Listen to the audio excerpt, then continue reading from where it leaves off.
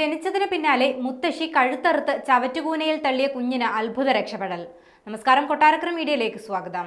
മധ്യപ്രദേശിലെ രാജ്ഗഡിലാണ് സംഭവം. പെൺകുഞ്ഞിനെ വേണ്ടെന്ന തീരുമാനത്തിലാണ് കുഞ്ഞിനെ കഴുത്തറുത്ത് ചവറ്റുകൂനയിൽ തള്ളിയത്. എന്നാൽ ആ നവജാത ശിശു അത്ഭുതകരമായി രക്ഷപ്പെടുകയും ചെയ്തു. മധ്യപ്രദേശിലെ രാജ്ഗഡിൽ കഴുത്തറുത്ത നിലയിൽ കണ്ടെത്തിയ നവജാത ശിശു 1 മാസത്തെ ചികിത്സയ്ക്ക് ശേഷമാണ് ഇപ്പോൾ ആശുപത്രി വിട്ടത്. ജനുവരി 11-നാണ് രാജ്ഗഡിലെ ചവറുകൂനയിൽ രക്തത്തിൽ കുളിച്ച നിലയിൽ നവജാത ശിശുവിനെ വഴിയാത്രക്കാർ കണ്ടെത്തിയത്.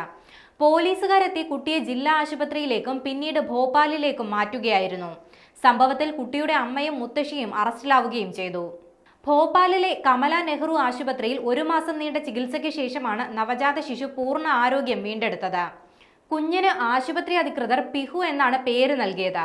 കഴുത്തിൽ ആഴത്തിൽ മുറിവേറ്റെങ്കിലും നിർണായക ധമനികൾക്ക് പരിക്ക് സംഭവിക്കാതിരുന്നതാണ് പിഞ്ചു കുഞ്ഞിന്റെ രക്ഷയ്ക്ക് കാരണമായത്.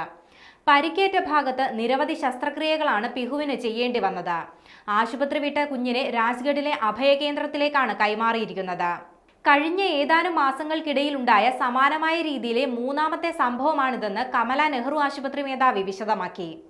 കഴിഞ്ഞ 4 വർഷത്തിനിടയിൽ രാജ്യത്ത് ഏറ്റവും അധികം നവജാത ശിശുക്കളെ ഉപേക്ഷിക്കുന്ന സംഭവങ്ങൾ ഉണ്ടായിട്ടുള്ള സംസ്ഥാനമാണ് മധ്യപ്രദേശ്. 2 ദിവസം കൂടുമ്പോൾ ഒരു നവജാത ശിശുവിനെ ഉപേക്ഷിക്കുന്ന അവസ്ഥയാണ് നിലവിൽ മധ്യപ്രദേശിലുള്ളത്. ഇതിൽ ഏറിയ പങ്ക് കുഞ്ഞുങ്ങളും നായ്ക്കളും മറ്റു മൃഗങ്ങളും കടിച്ചു കൊന്ന നിലയിലാണ് കാണപ്പെടാറ്. ചിലർ വെയിലേറ്റം മരണപ്പെടുന്നുണ്ട്.